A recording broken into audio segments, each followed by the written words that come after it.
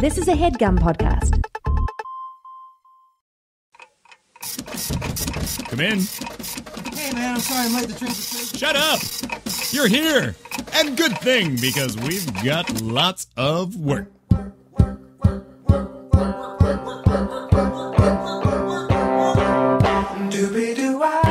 It's Employee of the Month with Katie Lazarus, the talk show featuring unforgettable guests with incredible jobs. And now, here's my boss and your host, Katie Lazarus. Hello. Welcome to Employee of the Month. In this episode, I sat down with the cabaret phenomenon, Vivian Bond. Vivian Bond is a transgenre artist on and off Broadway. Vivian Bond, who often goes by the prefix V or MX, because V doesn't consider V a male or a female, but taking the best of both aspects and combining in one tour de force, and is an unbelievable artist and also truly hilarious in the way that only brilliant people can be, where they get the nuance and just run with it. I strongly recommend you check out V's solo work, including Dendrophile and Silverwells, the albums, and go see V live, because it's such a fun experience. And if you can somehow get in to see Kiki and Herb, they are reviving it. And by they, I mean Kenny Mellman, who's part of the Julie Ruin, and Vivian Bond. That's how they really got their, I would say, fame, not their start, but their fame. They were up for a Tony nod. They got to play at Carnegie Hall, and they just have a sold-out run coming at Joe's Pub. But I believe there are tickets available for Rush, and I think it's worth doing it, because rich people will make plans to go to the theater, and then all of a sudden they realize they were supposed to be in Ibiza on Thursday. So you never know. There might be a ticket opening. We did mention a performer who someone I had interviewed earlier in the show named Sawad. So you'll hear about Sawad Amiri in this interview a little bit, and that's who Vivian Bond is referring to. And you'll hear about Renee Fleming. So I hope Renee Fleming is not listening to this episode, because you'll hear the secrets about what happened to Renee Fleming's dress when she wasn't around to say, no, you can't put that on. You'll stretch it out.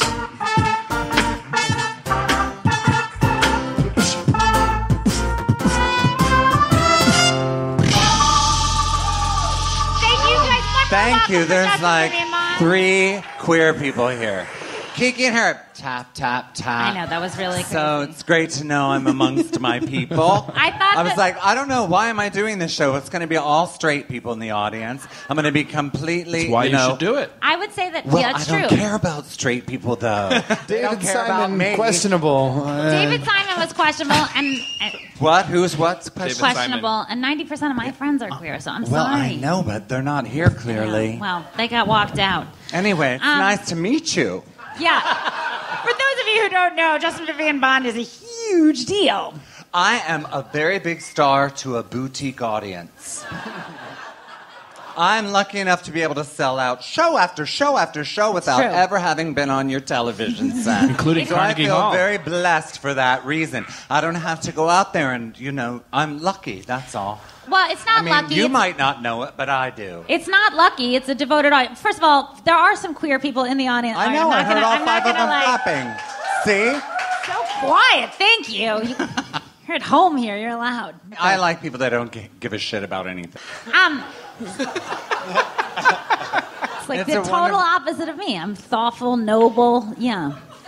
Humble, I think that comes after noble. When someone says they're noble, I think humble comes next. I like it when anybody self-describes themselves as say, "Ooh, I'm a very mysterious person." Things like that completely contradict themselves as they're saying it. Right. No, it's never a good person who's Mother Teresa didn't run around saying I'm a good person. Always. Or I'm a good person. That's the other one. Anyone that has to say they're a good person should just shut the fuck up. Speaking of good people...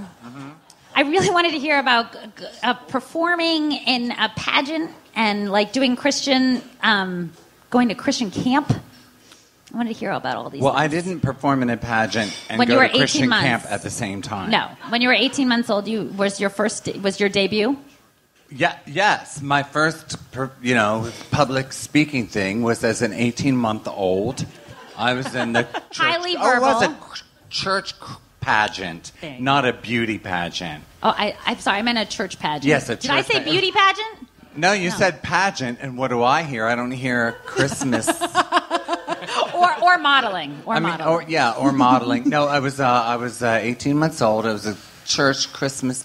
I don't think we called them pageants. Oh. We were humble. We were the Church of the Brethren. We were like the liberal cousin of the Mennonites. And I was put on stage to say, I can wish you, though I'm small, Merry Christmas, one and all. And basically, I've been doing the same thing, but with a lot more bitterness as the years go by.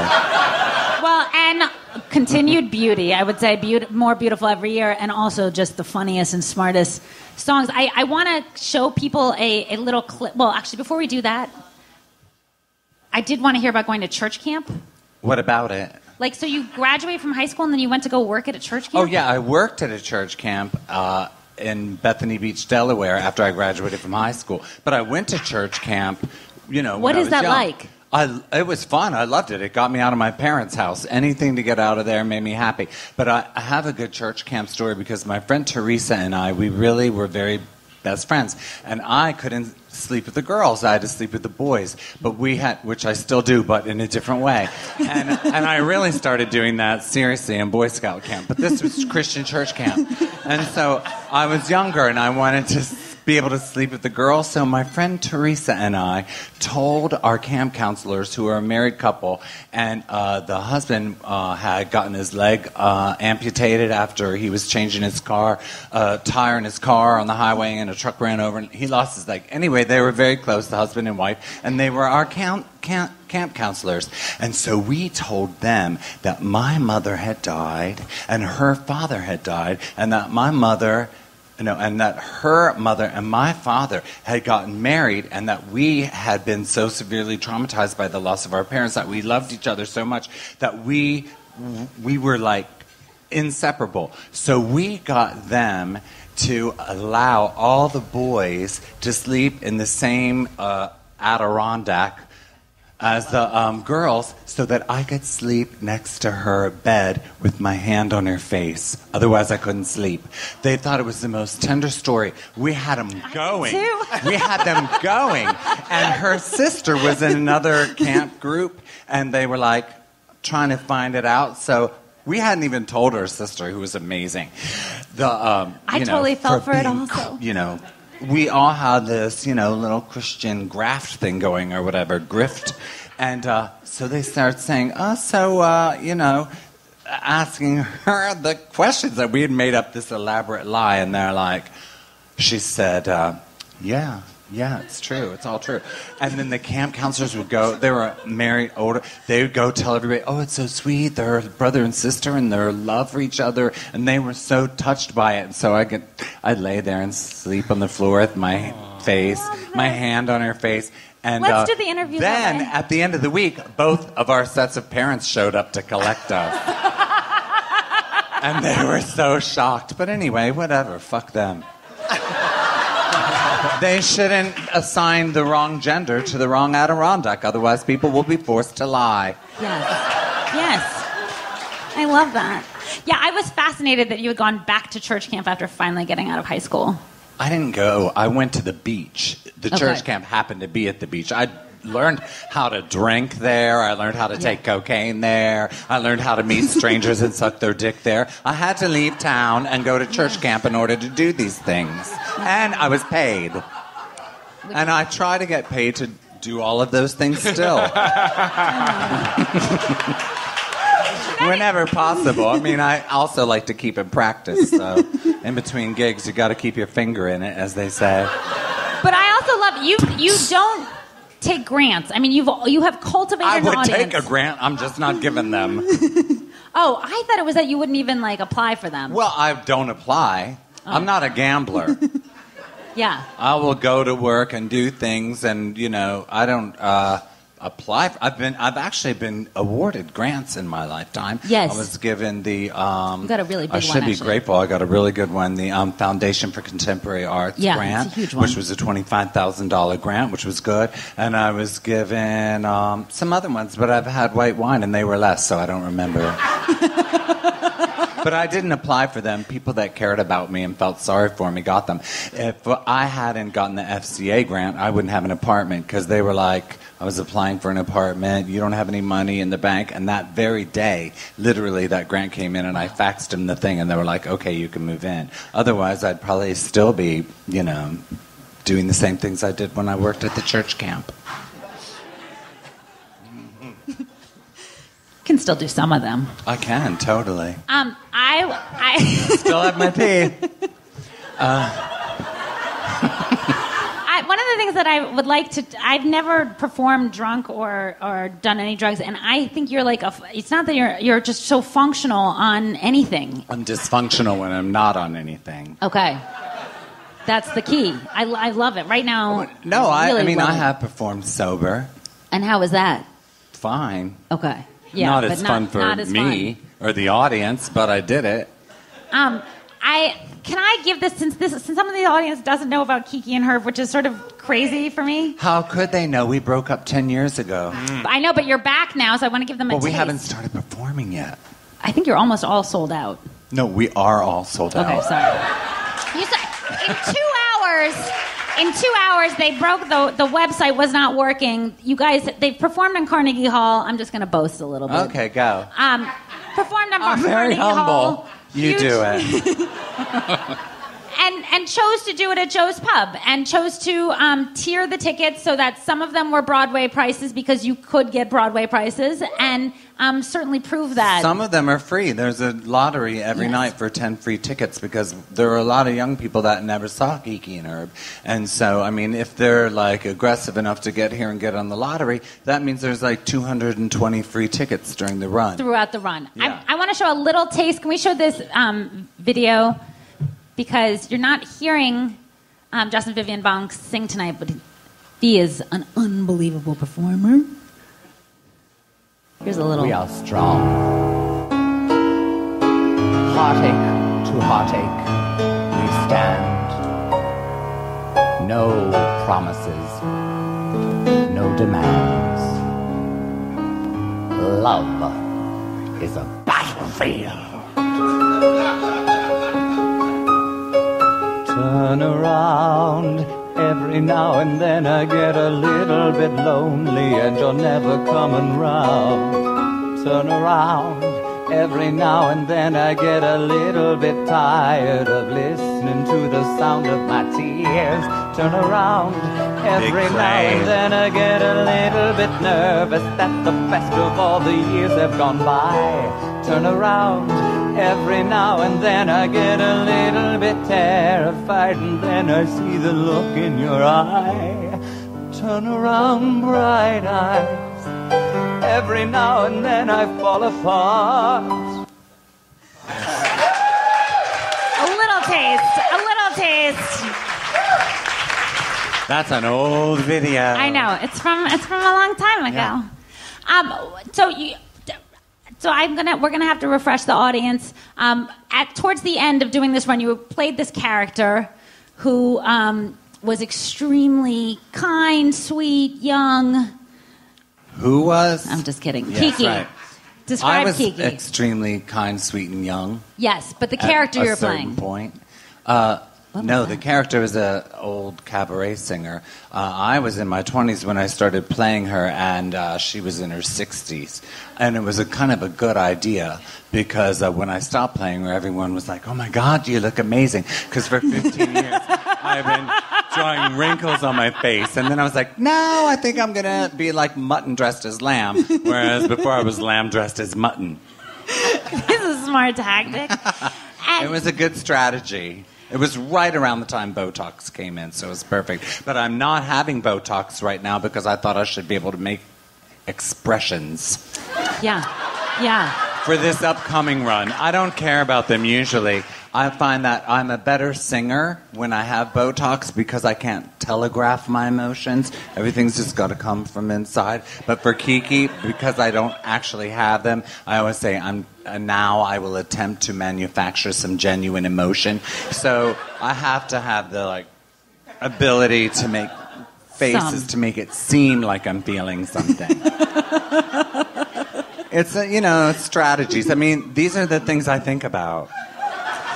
When towards the end of the run, you were ready to be finished with Kiki and Herb, and I wanted to ask, it was 15 years, and I was ready. I had been this character and singing in a character voice, and I mean that wasn't what I had intended to do with my life, and I knew that it would either have to be, you get at a certain point, and I'm sort of all about the road less traveled.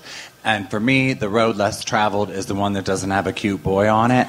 And me too. About the time not on I purpose. finished Kiki and Herb, I had met this cute boy in San Francisco, Tell. and I followed him up to Canada, and we went to Queer Eruption, which was an anarchist queer retreat in the woods. And I spent the next 3 weeks 24/7 with this boy who was 20 years younger than me, and he sort of helped me reconnect with a different idea of what I wanted my life to be. And I was like, fuck this old hag shit. I'm ready to move on to something different. And so I just put it behind me and started writing my own songs so I could sing in my own voice and rediscover who I was and what I wanted to be for myself instead of what I wanted to be in order to keep being successful. It's so duly deserved round of applause. Thank you. Because even some of the straight people appreciate that. Exactly. Thank you. They will appreciate it when they come to Joe's Pub and see your shows, which are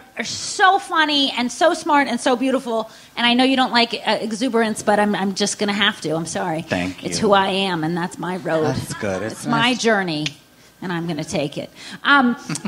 But going back, now that you have completely established a career on your own, what is it like going back to do these characters again? It's really weird. I mean, it's kind of fun because I love doing the character, and the character was based on my friend's mom, and the character was based on certain people and a certain way of being because we were talking earlier about how you're an exuberant person, and I'm kind of like an icy, waspy person. Yeah. But I love exuberant people. Thank you. And that's You do why like me, really? I love exuberant people. No. I like you. I mean, we don't really know each other that well. But if I did know you, I have a feeling I might like you. Yeah. But no, it's good enough. It's good enough. Right? Guys. It's good enough. That bar was really set really high. But I do feel good because I have had sex with both Lebanese people and Jews. That's good. And sometimes you're an Jewish equal opportunity. Lebanese people. That's right. You can be Jewish and Arab. Both, yeah. Yep. You can be a pagan and a Christian too. You can be a lot of things wrapped up into one, and the more you are, the more I like you. What were we talking about? I do want to ask you. Well, I wanted to ask you about going back to playing this character when you had actually really wanted to lead playing this character. It's fun, because of all these years later, I had been for 15 years really focusing on that character, and since I left that. Since that act broke up, I wrote a book. I put out 2 of my own CDs with my own songs on them. I have an art show. I've been able to do all these things that transgenre. Transgenre, exactly. So I've been able to do all these things I wanted to do, and fortunately people seem to appreciate them so that I don't feel like, oh my God, I failed at all my dreams. I guess I'm going to have to go back and do Kiki again. It's a kind of great way, because Kenny also, who is Herb, he is in this band, The Julie Ruin. The Julie Ruin. Kathleen Hanna's been on the show. So we both have achieved separate dreams and are successful in those things. Yeah. So it makes it fun to go back, and there's something to be said for doing something because you want to, not because you're desperate. And I was like, someone said to me right after we broke up the act, well, what would it take for you to be Kiki again? I was like, if you ever see me doing Kiki again, you'll just know that basically I've blown it, and my life sucks, and I'm just desperate, and that's what I have to do. And that's what I felt at the time. But fortunately, I'm not in that position, and I'm doing it because I want to, and it's fun. Now you're the opposite of desperate. I'm arrogant. No, but you're successful. You're also extremely successful. I wanted to ask about your modeling career a little bit with LA Eyeworks. In 1999, I was asked to be one of the models for LA Eyeworks, and I think we have one of those pictures. there it actually. is. Even then, it was airbrushed. And then, at that time, I had 20/20 vision, and so I had a lover who had these filthy glasses, and I would just look at them, and I'd take the toothbrush and get the mold off this part, and it was disgusting to me. So I took they paid me in glasses, so I modeled for them, and I got him this beautiful set of frames, and then I thought that was it. But then several years ago, they came to see me in L.A., and then they also came here, and so they just keep giving me the most beautiful, gorgeous glasses. Fabulous. And so I am basically the two things that I am a complete sucker for. I'm a hotel whore and a glasses whore. Like, well, I'll do gorgeous. anything. I had this...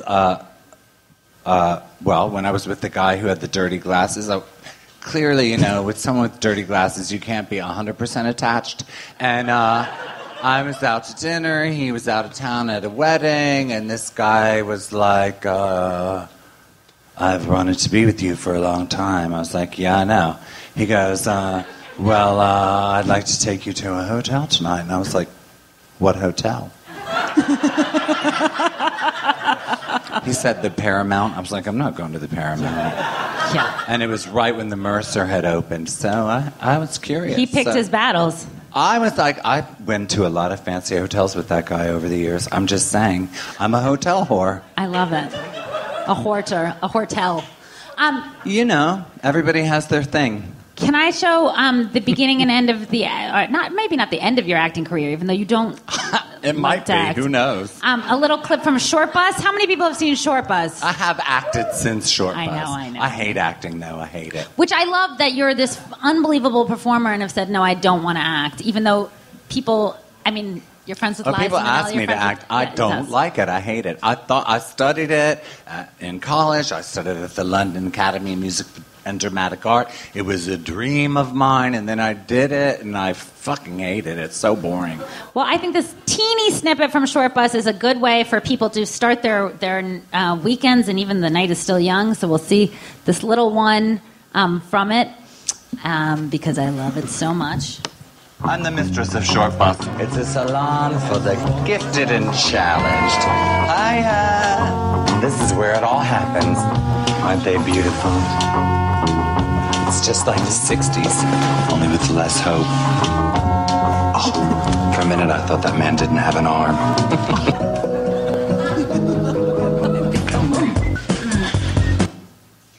Just a little taste. Family-friendly movie.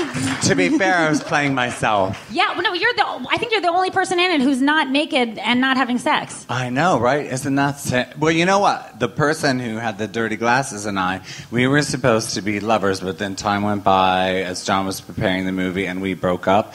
And then... John Cameron Mitchell is the person who... So PJ and Paul, who were the stars, they were lovers on screen, and so I was supposed to have my lover be my lover in the film, but I went through like 3 between the time that John came up with the idea and the time. I was like, I'm just going to be single. Yeah. So I thought it was smart not to have sex on screen, that you can get typecast. I would not have done that anyway because... I'll watch it, but it was bad enough to smell it. Ooh. There's a lot of people in one room. I was in the orgy room watching, but I wasn't, taking part. And I'll never forget it, really. The hot theater lights, people having sex for a couple hours. Every time he said cut, everybody would be like, oh. They were having fun, and I felt bad for them. I feel like this is a good place to end, but I did want to encourage people to get your beautiful perfume. No, don't, because I only have 9 bottles left, and I'm saving them for myself. They can go online, no? No, because then they'll buy them from the French perfume company. They make the money. I only get paid in this. Don't buy this.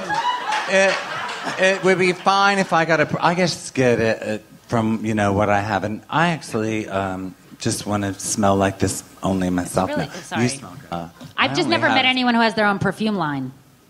It's not a line. It's just one bottle. I've never met anyone who isn't using. But I will have hats. my own perfume line eventually. But right now I'm working on purses. Okay, all right. Well, when you have the purses, will you come back? I'll bring you. I should have. That's what I'll give you. I'll give you a purse. Now that we're going to be friends? because I was like, I should have brought you a gift. And I have purses, and I'll give you one. They're really nice. I like them. I am going to encourage people to go to Participant to see your beautiful artwork, which you can still see through April 10th. Yes. This is a sketchbook from the Met. I was just there the other day. It's a museum. But I get so confused with the opera because I was there the other day, too. And in full regalia, in a full opera, they had you in a full gown. I was gorgeous. in, what's her name?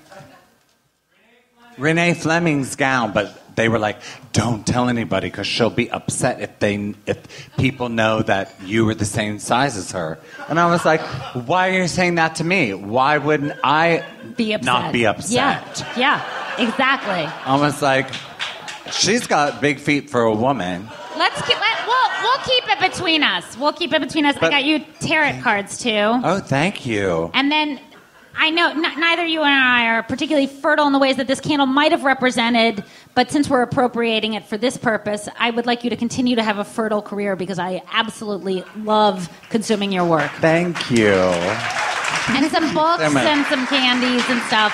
Coffee? Do you drink coffee? Toffee? Coffee, yes, I drink good. coffee. Everything's in here. I love stimulants, but only when I have downers first. Justin Vivian I'm Bond. going to name my first child Opioid. Oh, I love that. I love that because it sort of sounds like Oprah, and then it also sounds Opie like Taylor. It's folksy. It's perfect, and has the sort of tech and entrepreneur it's sort of gender element. neutral. It does in general. That's just a cheap joke I just wrote for the Kiki and Herb show. Wait, do it again so I can really listen to it. No, it's just it's the beginning of a story. Kiki's now a grandmother. Oh, you guys, you just heard it here. How many people are now going to go check out Justin Vivian Bond? They can't. The show's sold out. They can check out you. You can check me out. That's it for this episode of Employee of the Month. If you want to go see Justin Vivian Bond and you want to date, I'm yours. I want to thank Russ and Daughters. I want to thank Headgum. And I want to thank all of you for listening. Go to employeeofthemonthshow.com to find out ways you can get involved and come to our upcoming shows. We have 2 more this season. Our 6th anniversary birthday show is coming up Thursday, April 19th. Actually, you can go to that and then go see Justin Vivian Bond, both at Joe's Pub, which is where this wonderful interview was recorded live, and then the finale on May 19th. Who doesn't want to see Susan Laurie Parks, Patti LuPone, Brian Koppelman, and most importantly, B. Okay, thank you. And I'm guessing. That was a HeadGum podcast.